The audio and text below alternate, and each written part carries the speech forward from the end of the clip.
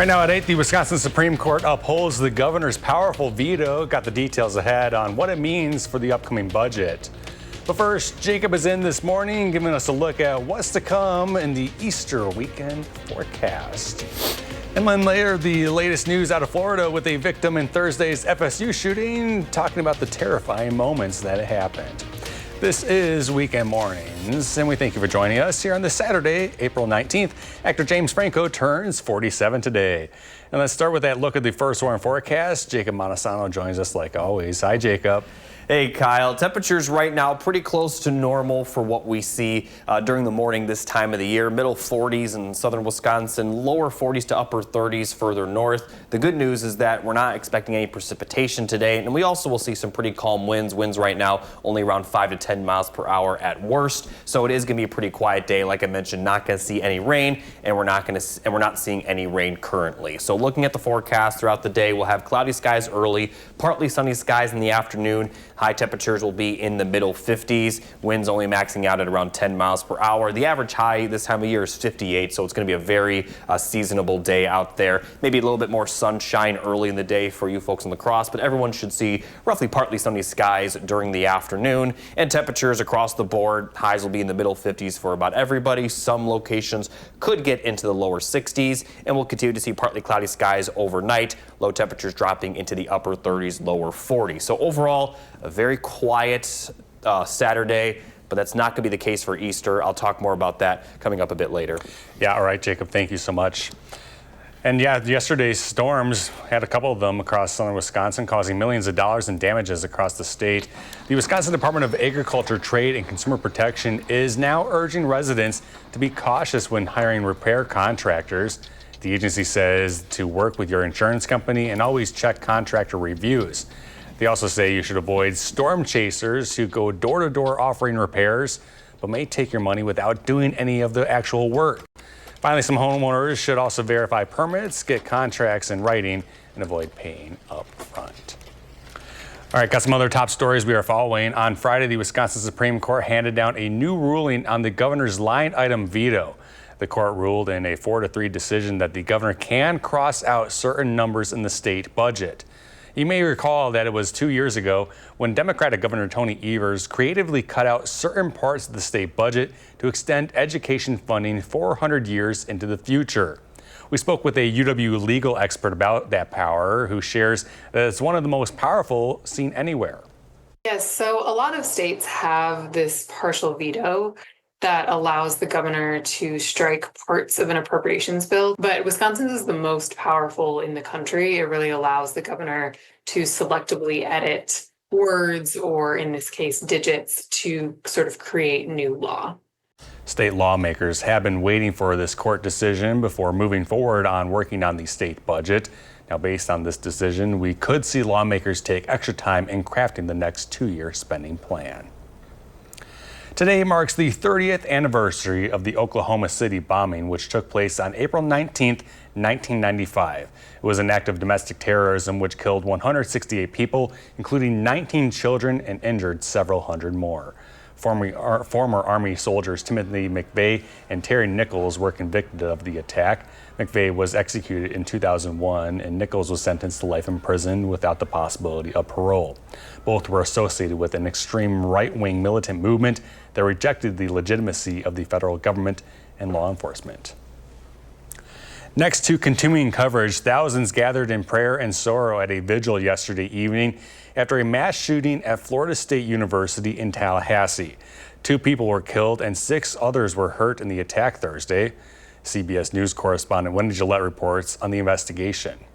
The Florida State University band provided comfort with familiar songs at the vigil.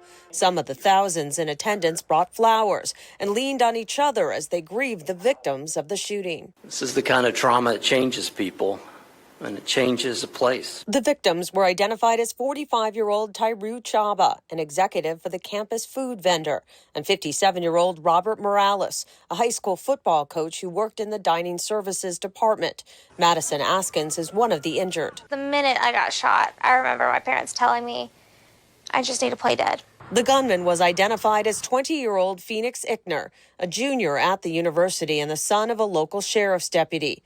Police say they confronted him within minutes of the attack near the Student Union building, shooting and injuring him.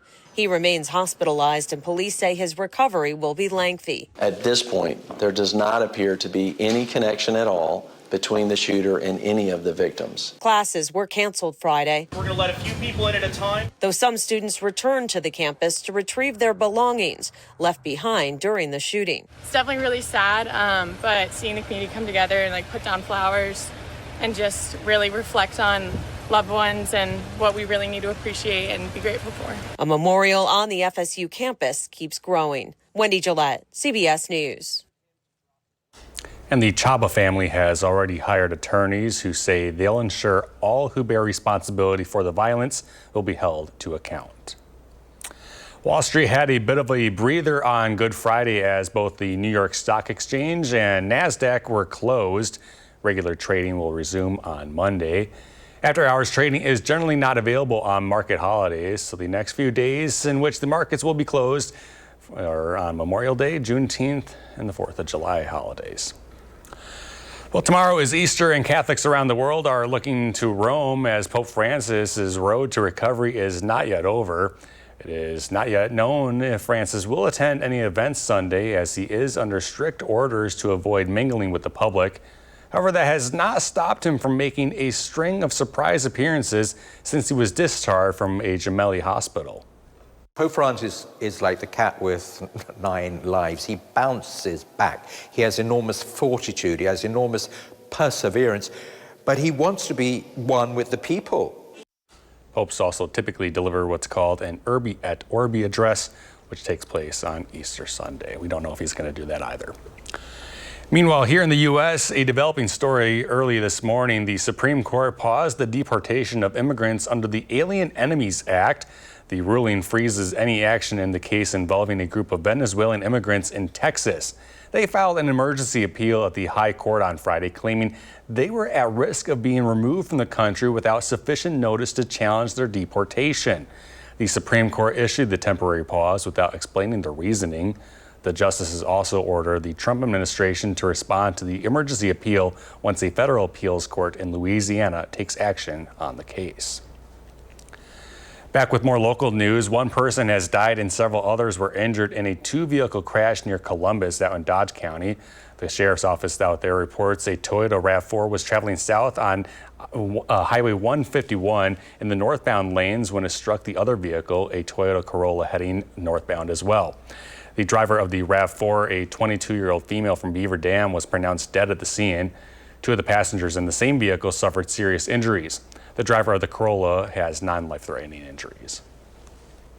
Let's take a live look now at Green Bay, where football fans will head for this year's NFL draft in just under a week's time. It could be a crucial draft for the green and gold as their offensive line is in flux, all because of 3 out of the 5 projected opening day starters are entering the final year of their rookie contracts. It was only last year when the Packers drafted an offensive lineman, so the question is, would they pick one again? We sat down with our Packers contributor, Jason Wilde, to see if that's a possibility. They drafted Jordan Morgan in the first round last year out of Arizona. They're picking around the same area this year. They're the 23rd pick. Back in 2010, they drafted an Iowa offensive lineman at number 23 named Brian Bulaga. And then in 2011, they drafted another offensive lineman. So it's not out of the realm of possibility.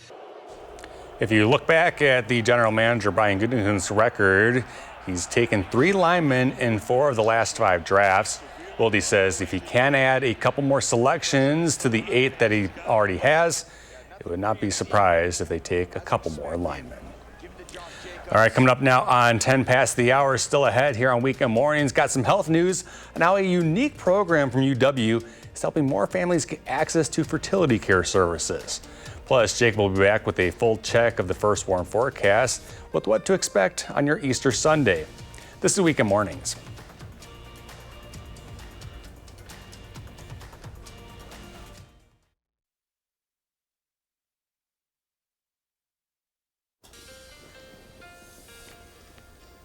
Good morning, everybody. Here's a look at the 3 things you need to know. We are going to see dry and seasonable conditions today, but plenty of rainfall is expected for Easter Sunday. We also will see some cooler temperatures, but then by Tuesday, it's going to be mild, and those mild temperatures will then continue for the rest of the 10-day forecast. So dry, but a little cloudy today, clear skies overnight. Then Sunday morning, we're going to start out cloudy. The only good news for Easter is that during the morning will be fairly dry, but late morning, and especially the early afternoon, we're going to see those showers begin to move into the area. And once the rain starts, it may not stop for the rest of the day. Once we get to the middle afternoon and into the evening, pretty much everybody will see rainfall. Rain could be heavy at times, might get a break for southeastern counties, but that'll be just about it. Still could see some rain all day into the evening hours as well. And then as we get to the early overnight hours, that's when it looks like the heaviest rain will occur. Could see a few rumbles of thunder, but we're not expecting any severe weather. Now later in the night, still going to see some rain. It'll be a little bit more broken up. And then as we get towards Monday morning after sunrise, some lingering precipitation, but for the most part, we're not going to see much rain after sunrise Monday. By Monday afternoon, we're going to be dry, but we're going to remain cloudy until possibly closer to sunset, where we could see some clear skies before the day is over. So total precipitation could be up to around 1 to 2 inches for some areas. The places that will see the most rain will be places from Madison and off to the west, and those are actually some of the areas that are dealing with the drought. So definitely going to see some much needed rain, although the fact that it's happening on Easter is not ideal. It's also going to be windy, especially starting Sunday afternoon. We'll have gusts up around 35 to 40 miles per hour, gusting even stronger for the early overnight hours Sunday. And then Monday, we're going to continue to see windy conditions even after the rain has cleared up. We're still going to see gusts up around 30 to 35 miles per hour for much of the afternoon. And then by the evening, it will calm down, and it'll calm down significantly by the overnight hours. So to recap your Easter forecast, again, it will start out dry, but it is still going to be cool. But any morning outdoor plans could still be outside. Just make sure you bundle up and be aware when the rain might start right around noon, because once it starts, it may not stop. And especially by the late afternoon and evening, we could be seeing some heavy rainfall and consistently heavy rainfall. Now, looking at the rain chances beyond just Easter and Monday, we are going to see another chance of rain Tuesday into Tuesday night, and then again Thursday into Thursday night. But the good news is once we get to Tuesday, we're going to see very nice temperatures. So 50s for the next 3 days, 60s Tuesday, 70s Wednesday, and then 60s are going to continue for the rest of the 10-day forecast. So we're going to be seeing some very nice and consistent temperatures for the rest of the forecast starting Tuesday. And it's also important to note that starting middle and end of next week, the average high will be in the lower 60s. So we're starting to get to that time of the year where 60s are going to be very common. All right, Jacob, thank you. Now to the health watch. Measles is spreading in the U.S., and officials have now confirmed more than 800 cases of the disease in 25 states. Texas has by far the most cases, although some concentrated outbreaks were also reported in New Mexico and Oklahoma. The U.S. had previously declared measles eliminated back in 2000. A first-of-its-kind program from UW Health is helping more families get access to fertility care services. There is a growing demand for reproductive endocrinology and infertility care around the country.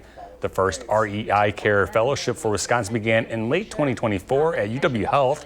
And doctors say when people think of REI care, the main thing that comes to mind is IVF. Only a small percentage of women or couples need IVF because women may not necessarily be due to the women. So it's a very broad specialty, and IVF is only a small part of what we do, but a very important part of what we do. This fellowship is one of only 52 in the country, taking an extra step to train doctors in this specialty area. Living with a chronic lung condition can be challenging, but hope can often come thanks to organ donation. Janice Schroffnagel knows this firsthand. Diagnosed with interstitial lung disease, she's now waiting for a life-changing lung transplant.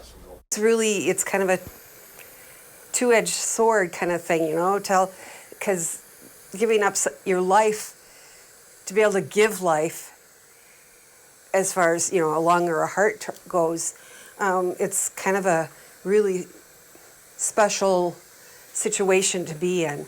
And I'm grateful that I'm going to have an opportunity, and I'm sure that everybody else that's out there waiting for their lung or hearts are waiting for, to have that opportunity also. Dr. William Ellenbach, a pulmonary medicine specialist, emphasizes the critical need for donors these days. Nationally, more than 100,000 people are waiting for organs, with 1,400 living in Wisconsin alone. When people know how many people are waiting and really how desperate those people are, it just doesn't, there's no benefit to taking your organs with you when you die. And one organ donor can save up to 8 lives and improve 75 more through tissue donation. Next this morning, what do you do with your tax refund? Plus, a war on words between the central bank and the White House. CBS's Jared Hill has the week's Eye on Consumer report. A warning from Federal Reserve Chair Jerome Powell about President Trump's tariff policies. Powell said the tariffs are likely to drive prices up while causing growth to slow and unemployment to rise. That combination is called stagflation. President Trump fired back on social media, charging the Fed hasn't cut interest rates aggressively enough, and that Powell's, quote, termination cannot come fast enough. Almost 68 million Americans received a tax refund this year. The Internal Revenue Service says the average refund is more than $3,100. Now look, I'm not watching your pockets, but before you spend it all in one place, experts advise considering the big three. Put money in an emergency reserve to cover 6 to 12 months of living expenses. Reduce your credit card debt and invest in retirement plans to the best of your ability. And Easter spending is hopping. The National Retail Federation projected $23.6 billion in sales this year. Chocolate prices are up, and inflation has driven up the price of other types of candy. Those are some of the week's top consumer stories. Jared Hill, CBS News, New York. And it's now 8:18. Coming up next here on Weekend Mornings, got some entertainment news, and we'll hear how the famous Goonies house is being restored to its full glory. Plus, Will Oprah has the 3 things you need to watch on this Easter weekend. Stick with us. We're back in a bit.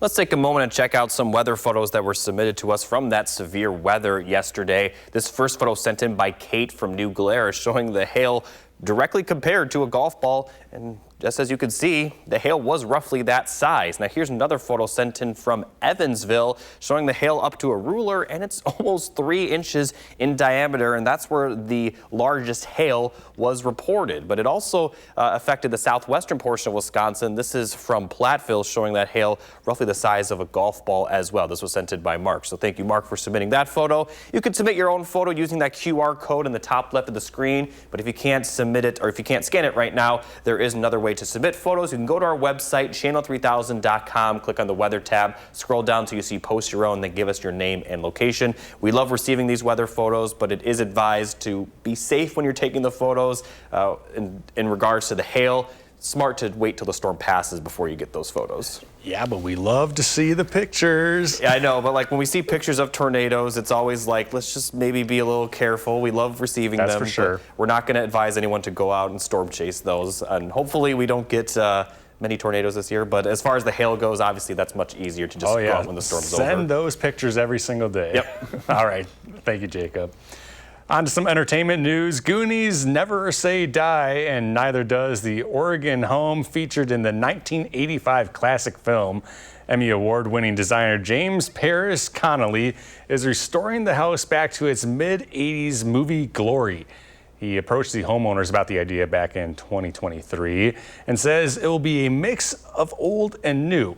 He intends to bring the 1896 home up to 2025 codes, all while keeping the interior the way it was featured in the Goonies. It's the group of friends that all gather in this central living room, and you get introduced to them in this house that is so relatable. Now, he is trying to source as many materials locally as he can. That's because Astoria, Oregon played a huge part in the movie. Connolly's team hopes to finish the project in time for the film's 40th anniversary coming up on June 7th. Well, there's no shortage of films and shows streaming these days. Our Will Loper shares a few of the best in this weekend's 3 Things to Watch.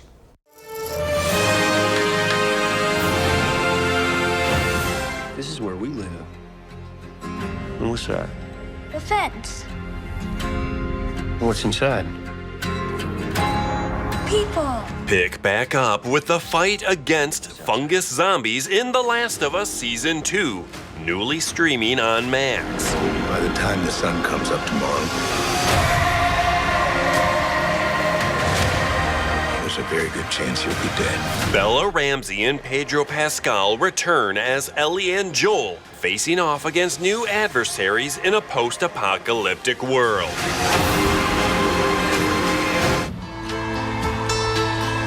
Well, if it isn't Stan Kirkland. It's been a while, huh? For romance in the West, check out Ransom Canyon, newly streaming on Netflix.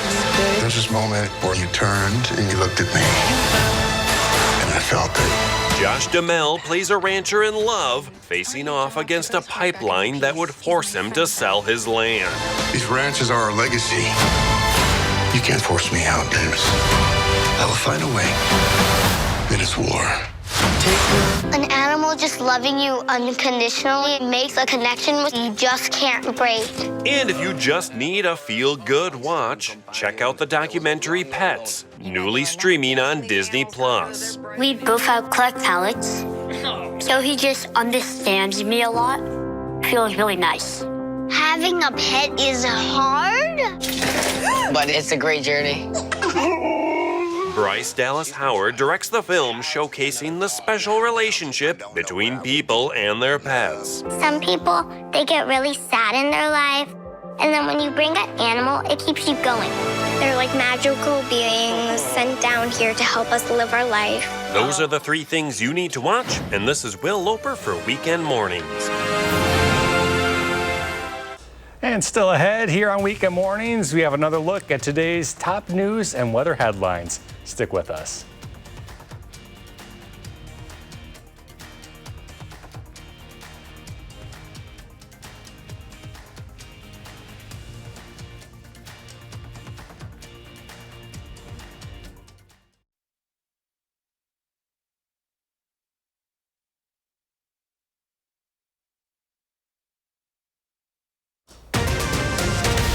Right now at 8:30, it is Easter weekend, and our meteorologist Jacob Montesano is in this morning, tracking out what you can expect if you plan to head outside.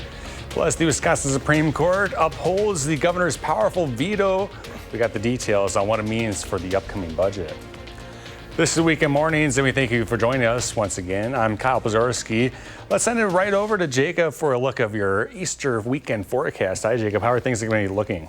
Well, today they're going to be pretty good, but for Easter itself, not really the case. Now, I'll talk about that a bit later. Looking at the current conditions, we are seeing temperatures pretty close to normal, 40s right now, some upper 30s further north. And as we take a look at the current winds, they are very calm, and they're going to be pretty calm throughout much of the day. So when the sun is shining, it may feel a bit warmer than it actually is. And looking at the cloud cover, we're seeing a decent amount of clouds in southern Wisconsin right now, but we are expecting partly sunny to mostly sunny skies for the afternoon hours. And temperatures, they're going to be fairly comfortable, especially considering the fact that we're not going to see a lot of wind. So partly sunny skies by the afternoon, highs in the middle 50s, very close to normal for this time of the year. Again, not a lot of wind. And as we look at La Crosse, maybe a little bit more sunshine compared to Madison, but still going to see very similar temperatures. And across the board, temperatures will be very universal. Middle 50s in southern Wisconsin, middle 50s in central Wisconsin. It's going to be a pretty quiet day out there. And as we head into the overnight hours, we are going to continue to see fairly quiet conditions, partly cloudy skies, lows in the middle to upper 30s. Now, as I mentioned, Easter is not going to be as ideal as today. We'll see plenty of rain. I'll talk more detail about that coming up a bit later. Yeah, all right. Thank you, Jacob. Topping our news this half hour, Evansville, like many areas in southern Wisconsin, saw some hail fall from the sky Friday morning, leaving behind some considerable damage. The hail there was the size of golf balls. A woman we spoke with says she took the day off to work on starting the cleanup process because of her sheer amount of debris in her yard. She says when she heard the hail coming down, all she could do was hope for the best. I was hoping that the roof held. I was hoping that the windows held and that nobody was outside at that point in time. I mean, it was about 6:45 in the morning, but I had just been out for a walk half hour prior. Yeah, it can make a lot of damage like you're seeing there. Cars were also damaged in the area, having their windshields blown out, and we even saw some being towed away by our news cameras. Well, meanwhile, the Wisconsin Supreme Court handed down Friday a new ruling on the governor's line item veto. The court ruled in a 4-3 decision that Governor Evers, or any governor for really that matter, can cross out certain numbers in the state budget. You may remember it was just 2 years ago when Evers creatively cut out certain parts of the state budget to extend education funding to some 400 years into the future. A UW legal expert says Wisconsin's veto is one of the most powerful seen anywhere.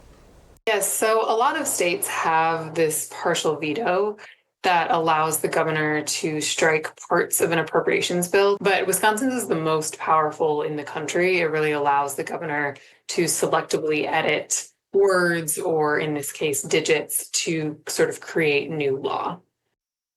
Now, state lawmakers have been waiting for the court to rule on a decision for this for a while, all before moving forward on working on the state budget. Now, based on this, we could see lawmakers take extra time in crafting the next 2-year spending plan.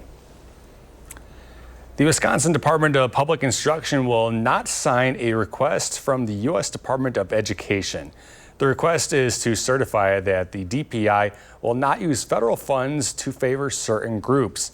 State Superintendent Dr. Jill Underly says the Department of Education has been unresponsive to requests for clarifications on this demand, and that the process and rules around the certification are vague.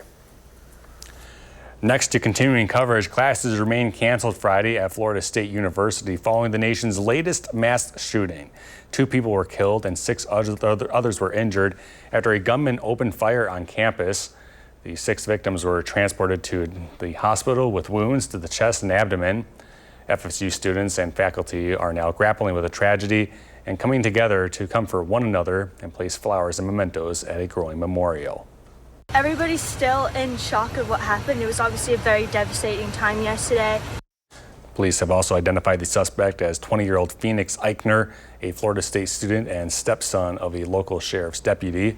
Authorities say one of the weapons he used in the attack was his stepmother's former service weapon, which she legally purchased as a personal handgun. And a live look now back at Green Bay. You can see Lambeau Field out there in the distance. That's where the NFL draft will be held in just under a week's time, 5 days out. Can't believe it. The draft will now feature 7 rounds this year, with the first beginning at around 7 p.m. Central Time on Thursday. Both News 3 Now Madison and News 8 Now La Crosse will have team coverage live from there, so certainly be tuned to us when the draft comes around. Going to have a lot of exciting stuff there. All right, time now is 8:35. Still ahead here on Weekend Mornings. Jake will be back with a quick check of your Saturday forecast. Plus, here's a look at today's day in history.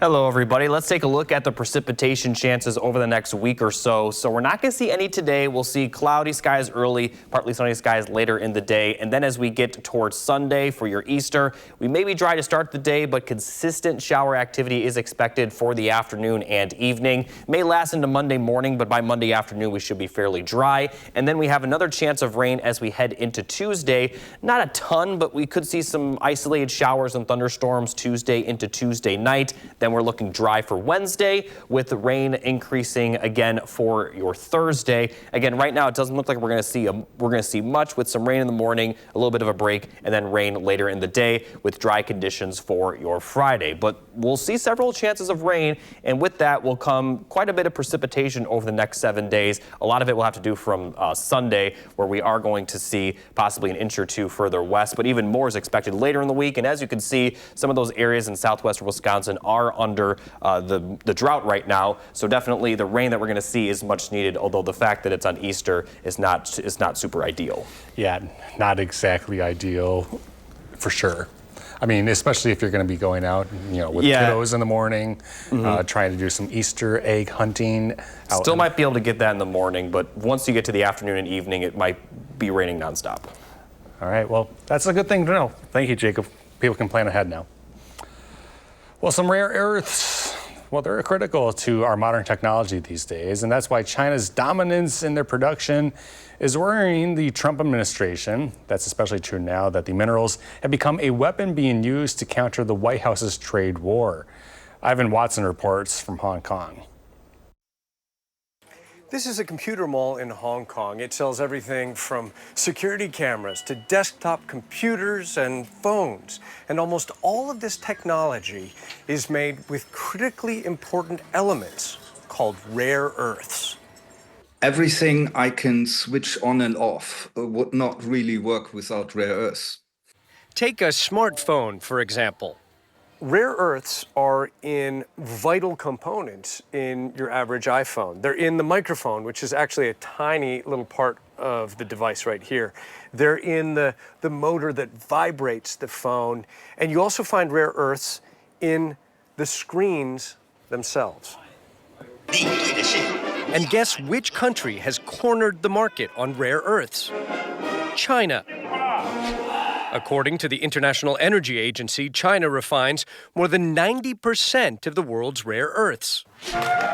On April 4th, after the Trump administration began piling tariffs on Chinese goods, Beijing announced export controls on 7 of 17 rare earth materials, saying the measures are needed to safeguard national security and interests and fulfill international obligations such as non-proliferation. China's export controls on April 4th were retaliation at one of America's greatest vulnerabilities. Rare earths aren't just used in consumer technology. The Pentagon says around 900 pounds of the stuff are used in the F-35 Lightning II stealth fighter. In 2010, the U.S. Government Accountability Office warned Chinese rare earths were being used in Abrams tanks and U.S. Navy ships. So we are entirely beholden to China. I mean, they're weaponizing it in a trade war is what is happening, right? So we're using tariffs. They are using minerals. In this executive order this week, President Trump wrote U.S. dependence on China for rare earths and other critical materials raises the potential for risks to national security, defense readiness, price stability, and economic prosperity and resilience. The U.S. has only one rare earth mine operating in California. Since 2020, the Pentagon invested more than $400 million trying to establish domestic rare earth supply chains. But experts say it will take years and huge investment for the U.S. to catch up with China's rare earth monopoly. In the meantime, if China literally cuts you off, you got 6 months of inventory, and you just turn the lights out and go home. It's Ivan Watson reporting. Now, still come here on weekend mornings. Zach will check in with Friday's sports highlights, and Jacob has a final check of the 3 things you need to know. You're watching Weekend Mornings.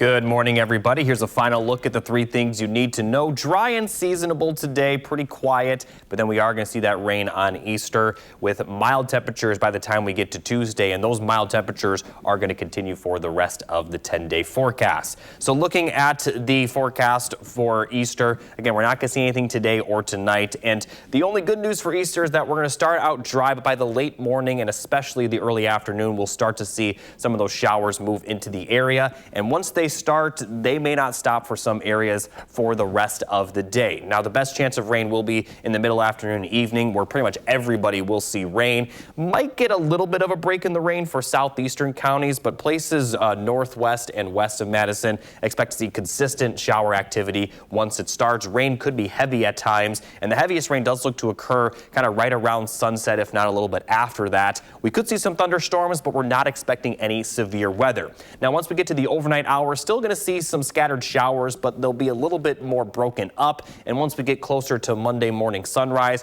we'll see some lingering precip, but most of it will clear out of the area a little bit later. Do want to point out that far to the northwest from La Crosse and Eau Claire, some snow might actually mix in with the rain late Sunday night, but southern Wisconsin will likely only see rainfall. Now, as we get into Monday afternoon, that precipitation will be gone. Will be cloudy for much of the day, but closer to the evening, we may see some sunshine before the day is over. So total precipitation will be possibly over an inch for just about everybody. The heaviest will be further west towards the Mississippi River, and a lot of those areas in southwestern Wisconsin specifically still under a drought. So although it's happening on Easter, we definitely need the rainfall. Looking at the wind gust forecast, it's also going to be breezy while it rains, especially Sunday evening and early Sunday night, which is also when the rain will be the heaviest. We could see gusts up around 35 to 40 miles per hour. And for Monday, even after the rain is passed, we're still going to see some breezy conditions for much of the day. Gusts up around 30 to 35 miles per hour, getting better by the evening and overnight, though. So looking at your Easter forecast, again, it may be dry for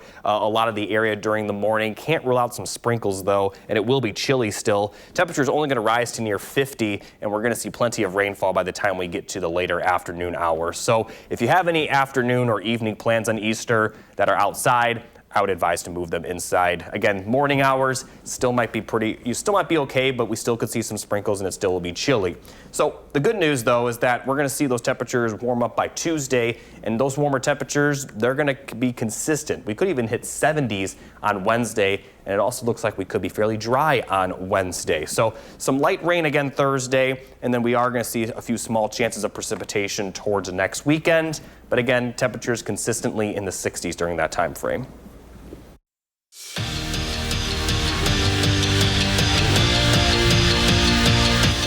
Today's practice 13 of 15 for Wisconsin, and it just might be the most important one during the spring for the Badgers. It's the spring showcase for Luke Fickell's squad. Not quite a spring game per se, but there will be hitting and tackling, and the starters will scrimmage for a portion of it. And after 3-ish weeks of playing in front of each other, you could say they're looking forward to showcasing what they've been working on. There'll be nerves for some people. I know for me, a little bit, but that's always good. I know many of the coaches have stressed the magnitude of tomorrow and how important it is. This is kind of our last opportunity, like our real live opportunity, because fall camp, we got to be smart. You can't really go live. This is going to be our last real opportunity till the ball gets kicked off against Miami of Ohio. So it's a huge opportunity, but as a competitor, you love it. As we found out on Thursday, Damian Lillard's timetable to play is sooner than later. Now, he won't play today, but the All-Star guard says he feels like he's good to go. Needless to say, Dame is thrilled to be back for the playoffs, and so is Giannis. Remember, the Greek Freak missed the postseason last year and most of the year before, too, due to his own injuries. So the Bucks' dynamic duo is, in a word, excited. He's always goofy and he's always, making a joke here and there. But like the excitement that I haven't seen it like this, like how excited he is to be back in the playoffs. And it makes me excited. So, I was getting excited before I knew I was going to be playing. So it's like now that I know I'm going to have an opportunity to play, I'm like, man, like it's all coming together, like in perfect timing.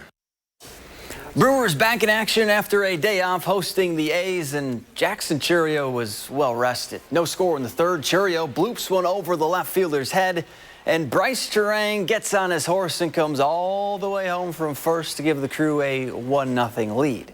Well, the next batter is Christian Yelich, and he smokes one into left to bring home Churio, and the Brewers start the series with a win. Well, in case you missed it, the United States hung up on Germany, literally, during their quarterfinal matchup in the Women's Worlds. If you look closely on the ice, you can see a cell phone. Well, it turns out it was Caroline Harvey's. Her phone popped out on the ice after she hit the boards. Looks like there was a case on it, so hopefully it's still working. And game one of the Eastern Conference semifinals was all madcaps. The Capitals skated past the Fighting Saints thanks to 3 third-period goals. Game 2 is tonight in Dubuque. And that's it for Morning Sports. Have a great day. Thank you, Zach. And still ahead on Weekend Mornings, see a look at the most popular Easter candies. We're back in a bit.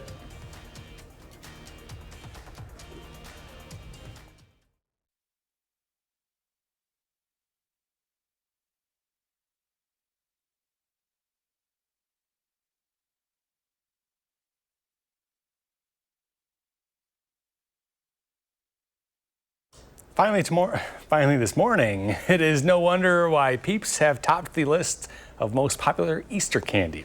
They are cute, colorful, and most important of all, they're tasty. According to data collected by Google, the candy is the most searched in each state over the last month, making it the most beloved Easter treat in the largest number of states. And here is a look of the runner-ups. They include any gummy candies, M&Ms, Skittles, and peanut butter eggs. The National Confectioners Association, or NCA, says the overwhelming majority of Americans who celebrate the holiday do so with the help of candy.